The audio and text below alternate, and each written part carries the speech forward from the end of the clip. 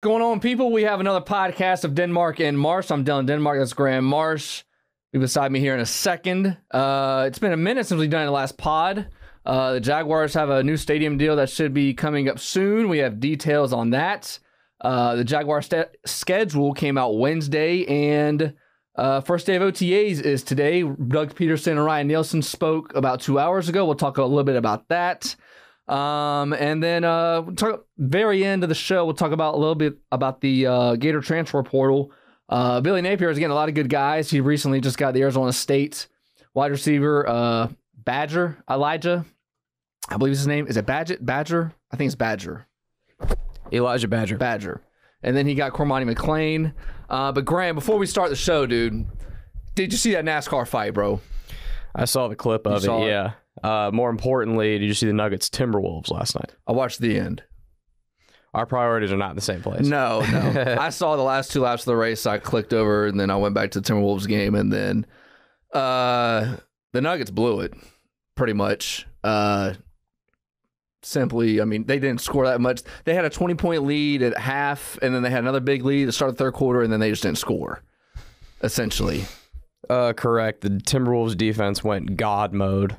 And when the Nuggets did get good looks, they just missed. I mean, Michael Porter Jr. was pretty bad the whole series. Wasn't any better last night. What surprised me was a really kind of surprising trend of a lot of this series, honestly, and then Game 7 was no exception, it was almost the reverse of how it normally is. You know, normally in basketball in a series, the whole thing is your role players show up at home. Right. It was like the opposite the entire series. Like last night for the Nuggets, Michael Porter Jr. no-show. Kentavious Caldwell-Pope no-show. I mean, Anthony Edwards was 6 for 24 or 6 for 23? Yeah. Like, from your star player, if you would have told me that stat line, you're not winning that game. Well, yeah, it was just weird because, I mean, these Nuggets guys that typically contribute, Aaron Gordon last night, scoring-wise at least, really a no-show, didn't do much. Like, other than Jamal Murray and Jokic, they weren't getting... Nobody was in double figures except them.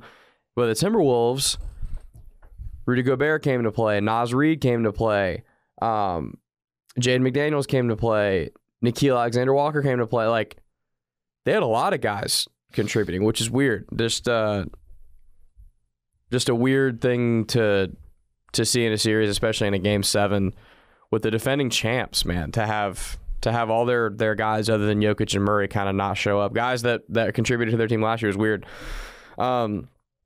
It's NBA playoff season. I'm always locked in. I love the NBA, and you're locked into NASCAR this time of year. I'm not. It's just a stick I do.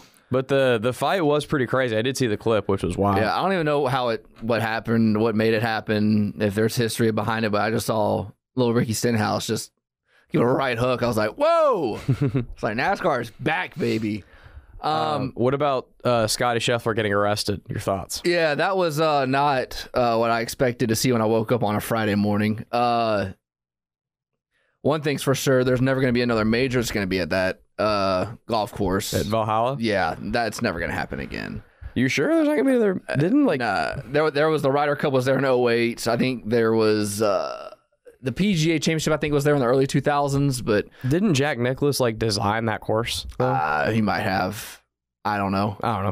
I'm not a golf enthusiast, but I thought it was a good drama at the end with Bryson DeChambeau almost getting the win, and then Schauffele needed a birdie on 18, and he got it. I just wish it was a little more difficult. Like, I was listening to a golf podcast, John Middlecoff, and he was...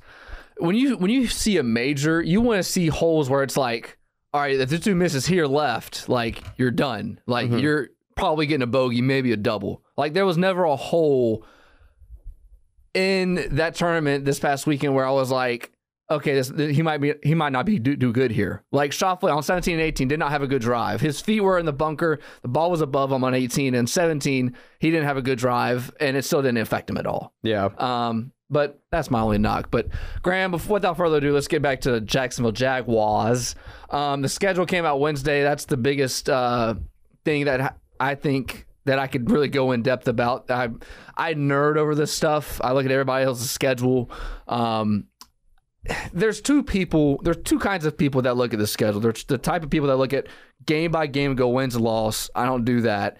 And then there's types of people that say schedule release, it doesn't really matter. We're looking at the strength of schedule and yada, yada, yada. And that doesn't really matter because, well, you don't know what the team's going to be when you play them. And this is all true, but there's a lot of things that you can pick up when the schedule comes out like it did on Wednesday. For example, number one, the Jags don't play anybody coming off a bye, which is massive. The Jaguars bye week came, I think, week 12, week 13. It's Thanksgiving week. It's later in the year. Peterson said he'd rather have it a week or two earlier, but it doesn't. He liked the way the schedule came out, which is, something that I don't think ever really see from a coach saying that he likes the schedule when it came out. It's a tough September, and after the bye week, you play Houston, and I believe Houston is coming off of a short week on a Monday night game. That's kind of where my thought process was.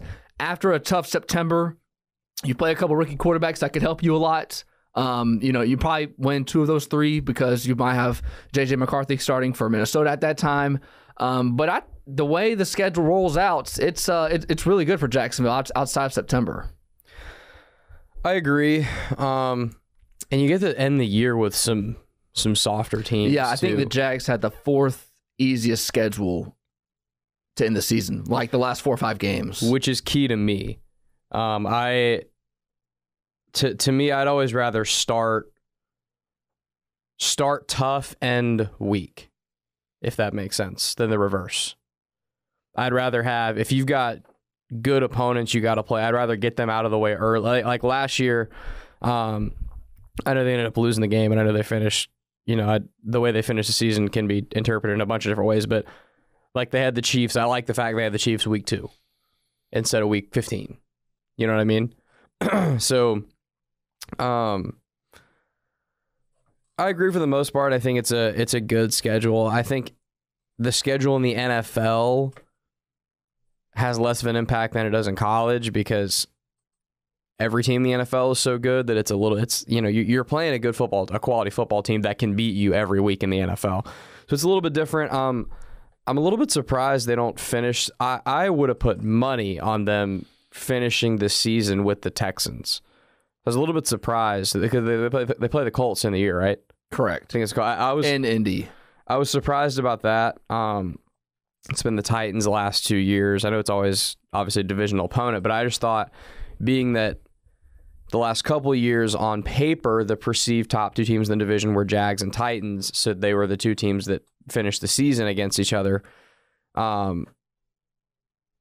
This year going into the season, I think most people would say on paper that the top 2 teams in the AFC South are the Texans and the Jags. So I thought they would have been the ones finishing the year out, but they didn't. Yeah, the line still hasn't moved for the over-unders. After the schedule came out, Houston's 9.5. I think Jacksonville and Indy are still both at 8.5. I think Jacksonville, if I had to guess right now, I think they win 9 games. Houston's schedule is a little tough. They play that Saturday and that Christmas Day, but that was kind of my quick takeaway from what the Jags when the schedule came out on Wednesday. And as of I saw Warren Sharp, they have the 16th. I don't know if you want to say the hardest or the easiest schedule because they're right in the middle. So we'll see how that goes. So can I tell you what I honestly think might be the toughest break of the season for the Jags in terms of the schedule? Sure. Maybe 2. No, I'd say probably just the 1. I think having to go to the Dolphins week 1 is pretty brutal. Yeah, that's tough. That's tough. Miami, if you look, since they had Mike McDaniel in September, Miami gets off to a red hot start every year. If the season ended at the end of September, they'd be like the best team in the league. Yeah, well, and also like having to offense always starts ahead of the defense. Correct. And when you have particularly speedy throw the ball yes, offenses. Like if you remember last year when the Dolphins went to the Chargers, they put Tyreek Hill in motion like almost every single play. And that's just hard. That's just something hard as a defensive coach when you don't have film on that season to prepare for. And then you also add, the Waddle and your Odell, and you have 2 good backs. They're healthy usually at that time in week 1. That's one I would rather have had in any other time, not in September. But yeah, I think I agree. Can we Can we do a fun exercise? Go for it. We'll go fast. We're not gonna make this the rest of the podcast, but can we just go fast? Wins and losses through the season. You've probably done this already on Jack today. Yes, I have. But for those of us that are not on that show, let's just go through it. And we won't worry about counting it up or anything. Just kind of go through just for the hell of it, and we'll be quick about it. Jags Dolphins, win or loss? Loss. I agree. So we both have them losing week 1. Browns at Jags week 2. Win. See, I think they win. They win 1-1. Jags at Bills Monday night. They upset Buffalo 2-1. I think they lose. Okay. Jaguars at Texans week 4. Loss. I think they win that one. Okay. Yeah, I think they go 2-2 in September. I do too. Because we both ended up at 2-2 in September. We just got there differently. Colts at Jags. I mean, I don't even have to say anything. Colts at Jags. You know the Jags. Yeah, unless Anthony Richardson plays like Robert Griffin III his rookie year, I don't. It's just the Colts come to Jacksonville and it's like doomsday. Yeah. Jags at Bears London. I think they win both London games. I agree. Packers at Jags. Packers win. I think so too. Jags at Eagles Sunday Night Football. I think they lose that game. I do too. Vikings at Jags. They beat the Vikings. I agree. Jags at Lions. Lions get them. I agree. Texans at Jaguars. I think they beat Houston coming off a bye. I agree. Jaguars at Titans. I think the Titans get them. I think they just have a hangover game. Like you always have a game where you're like, how'd you lose that game? That's the game. I think they beat the Titans in Nashville. I think they get revenge. Early December game. You're really starting to look toward the play. Every game matters in the NFL, but this is the time of year where it starts to basically feel like a playoff game every week. Post-Thanksgiving is where you... particularly the division the cream games. rises. I think early December, Jags go up there similar to 2 years ago. I think they smack them. Jets at Jags. They beat the Jets. I agree. Jags at Raiders. I think they lose that game. I think they win. I think they beat the Raiders. Titans at Jags, second to last week of the season. They beat the Titans. I agree. And they complete the sweep against the hated Titans. Jaguars at Colts to wrap up the I think year. they lose the Colts. I think they win. So I think they split all 3 division games. I have them sweeping the division. I just realized that. 6-0. Yeah. Now that I go through that, I have them 6-0 in the division. Just kind of looking at each game, I don't know, it just felt right that I think they'd win. Realistically, they're not going to do that. If I have to actually guess, I'll be wrong on one of the. I think they'll go 5-1 though. I like them in the division because I think the Texans are going to slow down. I think they're going to have a sophomore slump. I really do. I think. What do we see with most organizations when expectations get high? Disappointment ensues, right? That's pretty common. Last year. Correct, exactly. I just think the expectations are so high in Houston right now. They're going to be the hunted much more this year than they are. They've always been the hunters the last couple of years because they just haven't been very good. Last year they got to be the hunters. They got to have basically the exact season the Jags had the season before. Had some high-priced free agents. What if it's midway through the season, Stephon Diggs isn't happy? Or what if it's midway through the season and you have injuries again like you had to Tank Dell? Exactly. So lines of scrimmage. Exactly. I just think... and you have a harder schedule now that you won the division. Yeah, their schedule's really hard. Yeah. So I think they're going to sweep the Texans, actually. So you think the Jags won the division? I think they win the. I do. I think they win the division. But I think it'll be similar to 2 years ago. They'll win the division, but they'll be like the third or fourth seed in the AFC. They won't have like a 1 seed or bye week or anything like that. They're not good enough for that. I think they'll squeak by winning the division, like maybe like last week or week before, is when they'll seal it. It won't be like an early seal. They'll get a home game in Jacksonville, and then we'll see what happens. I think personally, I think the Colts beat the Jags the final week of the season to win the division. I think the Colts, the Jags, and the Texans all are vying for a playoff spot. And I think the Jags get a wild card. If I had to guess, a 6, and then Houston's the one I'm like undecided right now. Just because they got a tougher schedule, and usually all these defensive guys, they got film on C.J. Stroud now, and I still think he's going to play well. But when everybody's got film on you, it gets a lot tougher. Because with your logic there, the Texans don't make the playoffs at all. Well, they could still make a 7 seed. But most likely they're not. Right. You could have 3 teams from a division. I'll tell you right now, I think the AFC South is a lot better than people give it credit for, but I would be stunned if they had 3 playoff teams. Yeah. Stunned. Two is doable, I think. I think 2 is pretty. Now, you're not wrong with the 7 seed. It's not that insane because there's 3 wild card teams now instead of there's 3 wild card teams instead of 2 like there traditionally has been.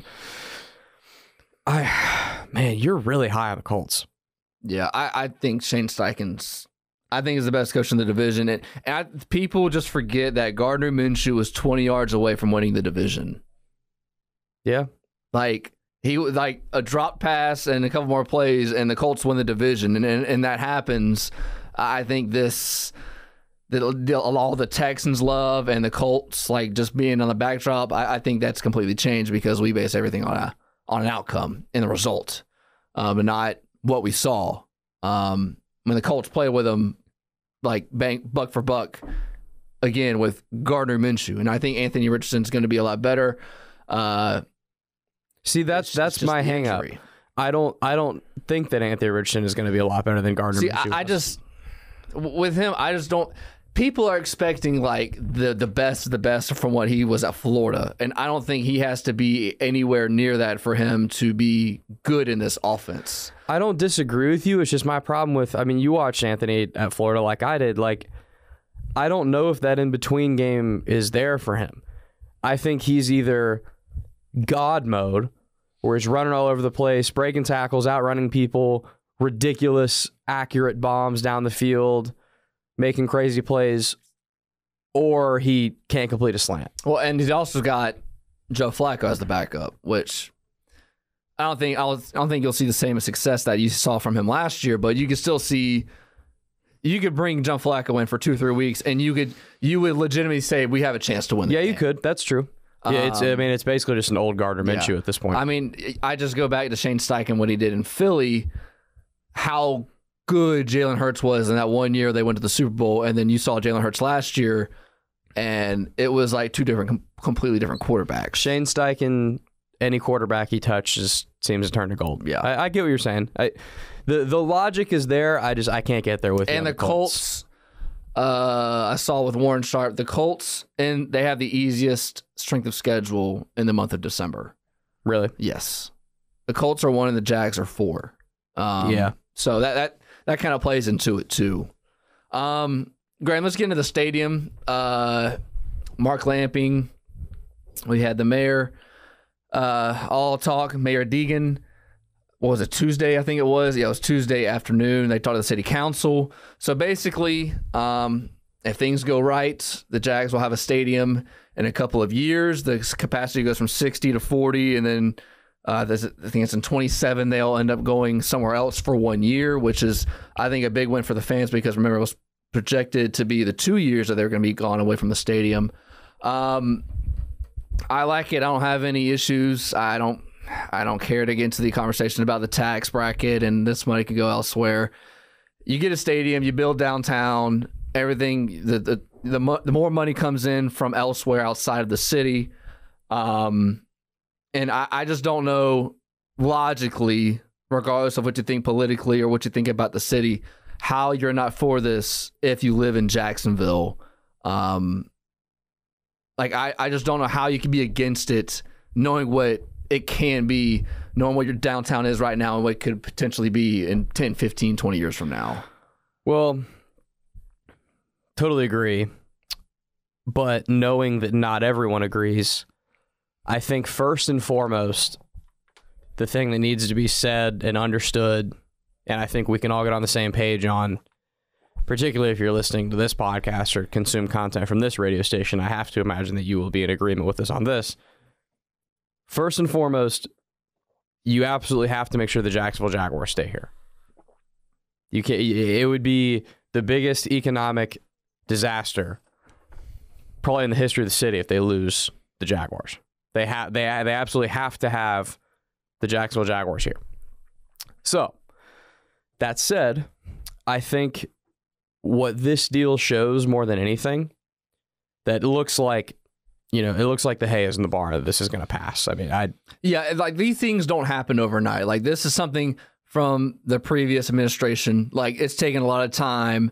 You're not building a new practice field and a facility without knowing that this is probably going to pass. Well, and every reputable journalist, every reputable politician, anyone that has any reputable intelligence on this has said that they would be stunned if this isn't passed, basically. I'm paraphrasing, but that's pretty much what everybody has said. That's the gist. Yeah.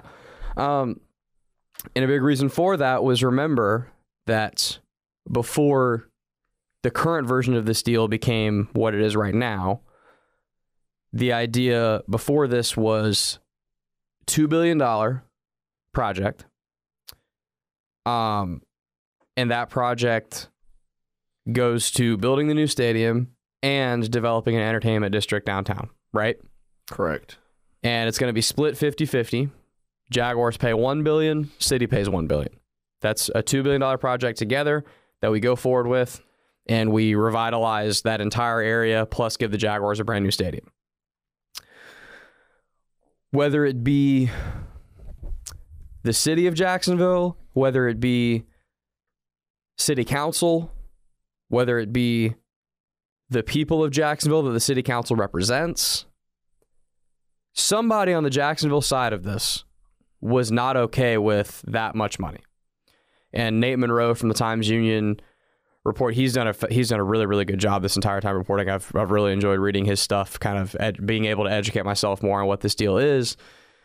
I believe it was around 700 million-ish, maybe 775. So there's a number in there that he reported was the number that the city and city council together were cool with putting Jacksonville on the hook for. If it went above that, they were not going to be okay with it. Obviously, the former version of the deal would put them over that at $1 billion.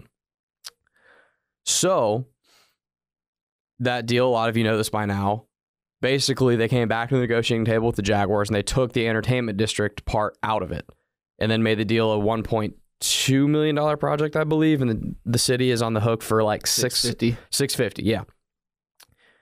That number is cool with the city of Jacksonville, Mayor Deegan, everybody there. And the way I interpreted it, tell me if you think differently, but the way I interpreted this was just kind of connecting the dots here, because Donna Deegan has said that once this gets passed, the sites are immediately set for developing that entertainment district downtown. Well, initially you'd think, okay, well, why didn't you just keep that in the original deal if that's what you want to happen? What I think is going on here is I think Mayor Deegan understands what we have just been saying, that the most paramount and biggest priority is you have to keep the Jaguars here. And she just thought, if this thing is $1 billion on putting the city on the hook for, I think she wasn't comfortable putting that in front of city council, thinking that if we put this in front of city council, it's going to get shot down. It's not going to win. But taking that out of it and putting it under that $700 million threshold, I know city council is going to vote yes. And this is priority. We've got to keep the Jaguars here. We've got to make sure that their roots get even deeper in the city. And then once that passes, then we put time back on our side to try to figure out this entertainment district thing and worry about that. Like anytime where businesses try to have a deal, I always have the sense like you'll see like two businesses merge. Like remember a long time ago you had AT&T, like I just looking at my phone, I got AT&T and Sinclair, or AT&T and DirecTV. Sinclair? Yeah, remember Sinclair back in the day? Singular, that's right. Raising the bar. I had the G, that's right. Like you get the deal done and then you worry about the details later. Like you have the gist of like what the big thing is, which is the stadium, and then you worry about all the little stuff after. Not that in this case the little stuff is the downtown and everything around it, but you got to get the big thing first, and then okay, let's sign the deal, and then we'll worry about what exactly we're going to do, what exactly we're going to build, and go on from there. It shouldn't be something that you should be talking about in May, right when you strike the deal. You should worry about that a couple months from now, a year from now, whatever. And for anyone listening, regardless of what your thoughts are, politically, we don't care. This is not a politics podcast. Grant makes it political. Yeah. Regardless of if you think that Lenny Curry was the greatest mayor ever and Donna Deegan's awful or vice versa or whatever you think about each mayor, doesn't matter. All I'm saying from what I can see, just from what seems to be working and not working with this deal and what is probably going to get passed versus what did not get passed with Lot J back under Lenny Curry's administration, and just kind of putting some dots together here, it feels like Donna Deegan has a better relationship and a more working relationship with City Council. And I know a lot of people don't like a lot of the members of City Council as well. So again, your opinion of these people individually, we don't care. We're just saying it feels like she is coming, and her chief negotiator, which I can't remember his name, seems like they are coming to the negotiating table with the Jaguars with a better understanding and a better working relationship of, okay, what is actually going to get passed by City Council? Because the Jaguars and the city can sing Kumbaya and have the greatest deal of all time that they both love and think is amazing. If City Council votes down on it, it doesn't matter. That deal goes in the trash can. Like Lot J. Right. And it felt like sometimes Lenny Curry was very pro-development, pro-new stadium, pro-work with the Jaguars, which is, in my opinion, a good thing. But on the flip side of that, City Council and Lenny Curry did not get along. He said as much on our radio station. He literally said on 1010XL, I know for a fact that multiple City Council members voted no on the Lot J deal to spite me because they don't like me. However you interpret that, if you interpret that as a bad look on Lenny Curry or a bad look on City Council, it doesn't matter. The point is we're letting egos get in the way of making our downtown better, which is a problem. It feels like that's not an issue anymore, and it feels like City Council is ready to move forward on this thing, which is a good thing. The entertainment district, we'll talk about later. People have different opinions on that. I know people have different opinions on taxes and whatever. Again, it's not a political show. The point is, once City Council votes yes on this thing, your Jacksonville Jaguars ain't going anywhere, and that's what matters most. Yeah, we'll get into more of the details as the summer goes on, and as they'll, I'm sure have announcements and things of that nature. But yeah, that's the stadium front. First day of OTAs is today. The main storyline is Trevor Lawrence's contract. Graham, you won't believe it. A national media member reported that Trevor Lawrence and the Jaguars are coming to a deal for an extension. No, none of us knew this. Right.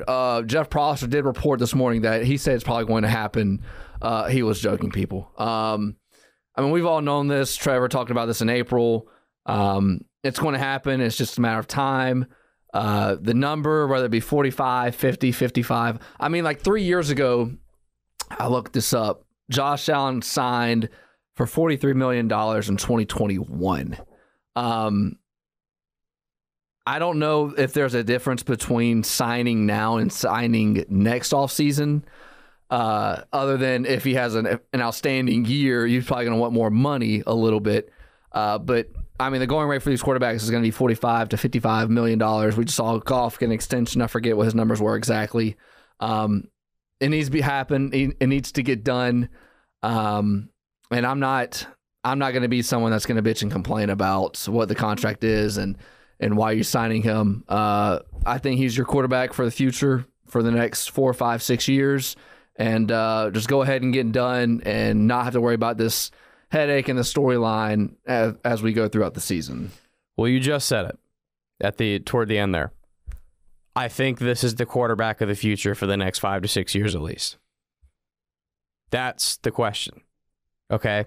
Because if the answer to that question is a 100% resounding, without a shadow of a doubt, yes, to the front office, if Doug Peterson believes this, if Trent Baalke believes this, if Shad Khan believes this, if all of the powers that be say that Trevor Lawrence is this franchise's quarterback, no ifs, ands, or buts about it, then you should sign him this offseason. Because any benefit to signing this year or next year, any benefit comes with signing this year. Any savings would be this year. because we know how these contracts work. They only get more expensive as you go along. So you sign him to the extension, you get it done, and then you let the quarterbacks after that leapfrog him instead of waiting for more guys to get paid between then and now, and then having to pay Trevor to leapfrog them.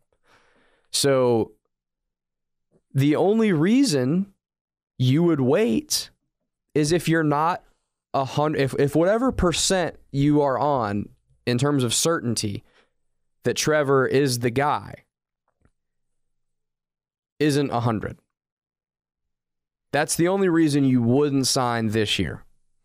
Because again, and Trent Baalke knows this far better than we do, signing early is going to save you more money. Now, you look at Josh Allen's thing, because it's a little bit comparable in some ways, not 100%. The fact that he's not a quarterback definitely makes it different. But, you know, this offseason before they signed him, a lot of fans were having some 2020 hindsight. Well, you should have paid him last year.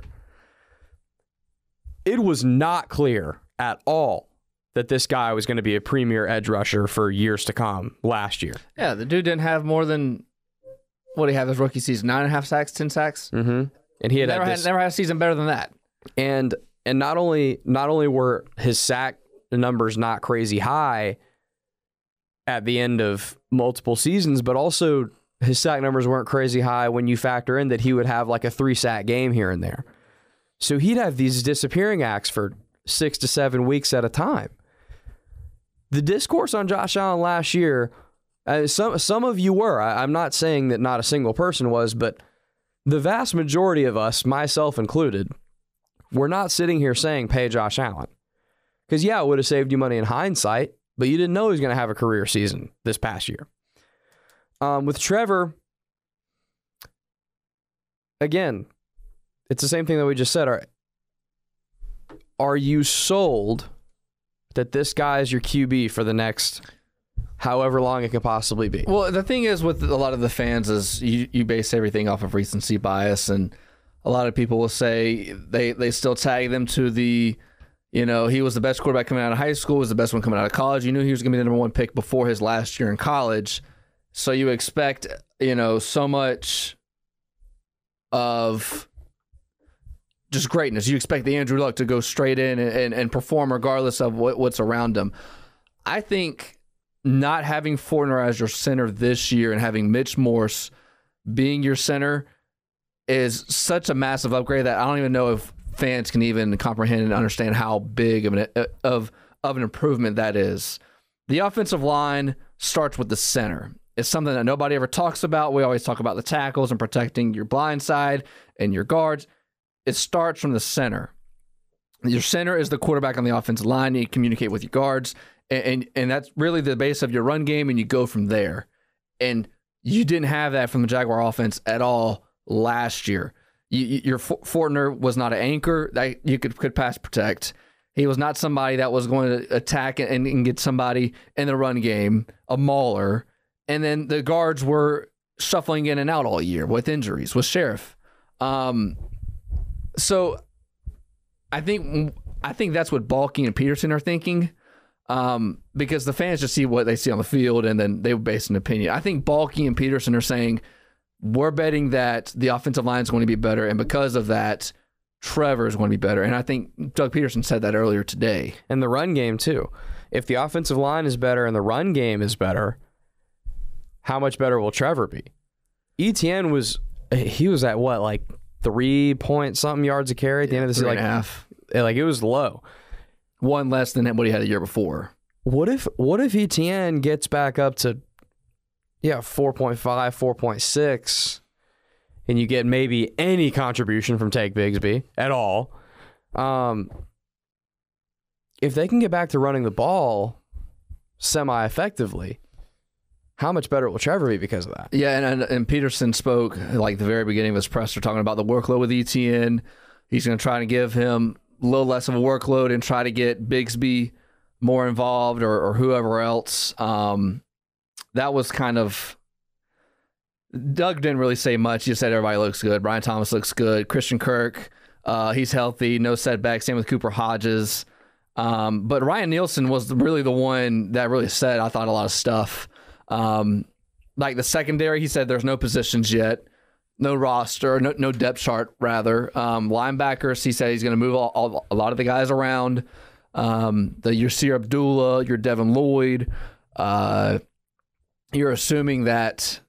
Did you just put Yasir Abdullah and Devin Lloyd in the same sentence? Yasir Abdullah is expected to be a Sam backer because everybody didn't know. Everybody was expecting him to be an edge.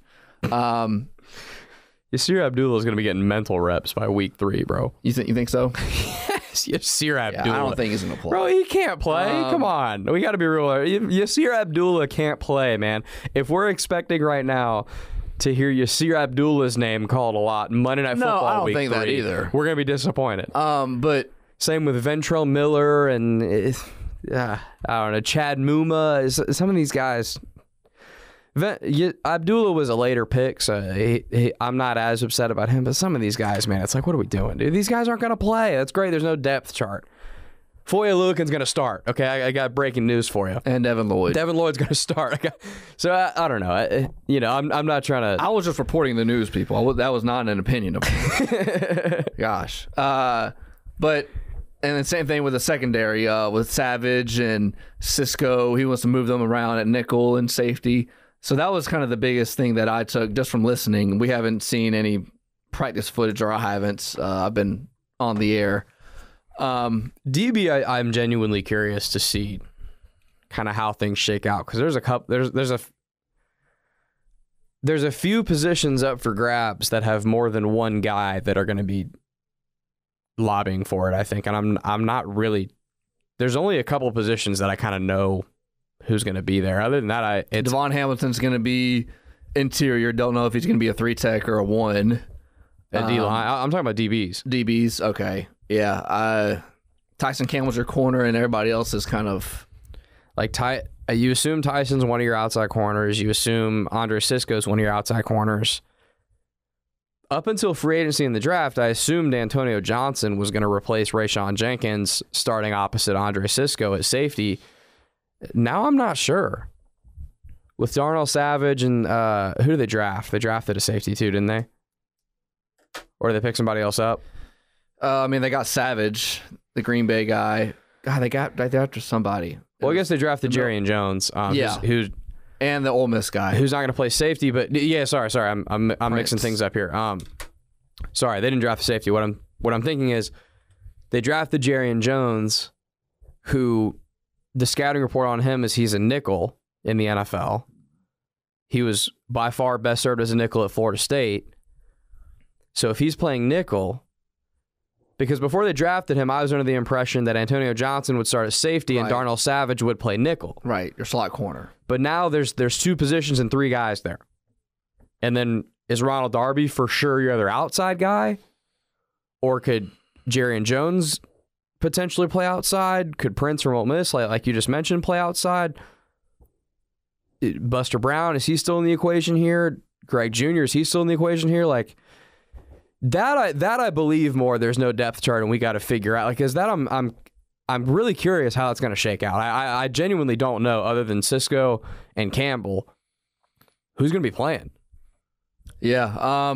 One thing I do like, if I can take anything from OTAs, is that they can do 11 on 11. I didn't know that they could do until today, because they're not in pads right now. So. Mm-hmm.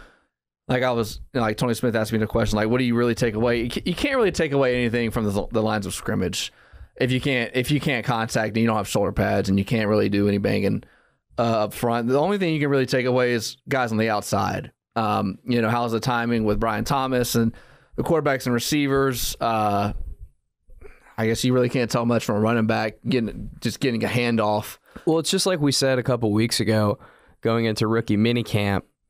It's kind of hard sometimes to tell who belongs.